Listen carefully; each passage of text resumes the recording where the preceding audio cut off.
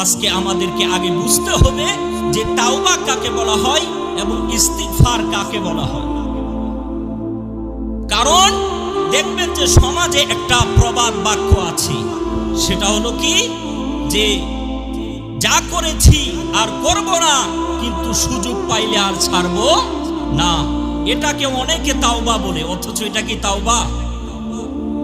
তো আসলে কোরআন এবং হাদিসের অনুরোধে, কোরআন এবং হাদিসের আলোকে কিভাবে আপনাকে আমাকে তাওবা করতে আল্লাহ তাআলা বলেছেন এবং রাসূল সাল্লাল্লাহু আলাইহি সাল্লামের কি নির্দেশ, এটা আমাদের জানার বিষয়।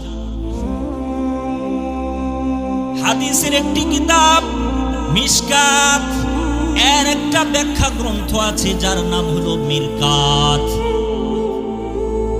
এই মিরকাতের মধ্যে প্রথমে আমরা জানবো তাওবা কাকে বলা হয় এবং কি ইস্তিগফার কাকে বলা হয়।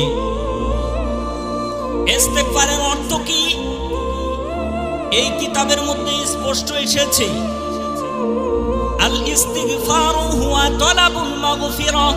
ইস্তিগফারের অর্থ হলো আল্লাহ তাআলার কাছে ক্ষমা প্রার্থনা করা। অর্থ কি? আল্লাহ তাআলার কাছে ক্ষমা প্রার্থনা করা।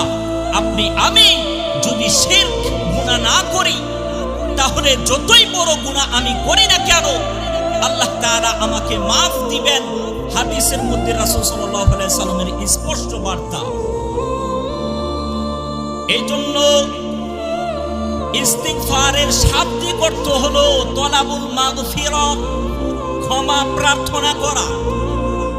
আর ইস্তিগফারের পারিভাষিক অর্থ হলো কি, হিয়ার রুজু আনিল মাসিয়াতি ইলা তাআহ, গুনাহ থেকে আল্লাহ তাআলার ইবাদত মুখী হওয়া, এর নাম কি? ইস্তিগফার।